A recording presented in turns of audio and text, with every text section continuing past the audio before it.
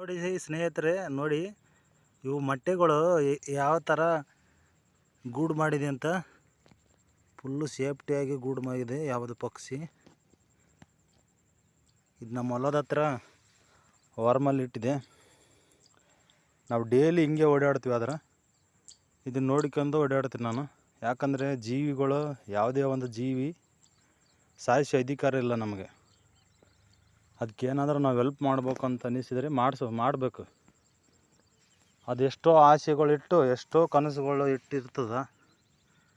ತನ್ನ ಮರಿಗಳು, ತನ್ನ ತತ್ತಿ, ತನ್ನ ಮುಂದೆ ಬರುವಂಥ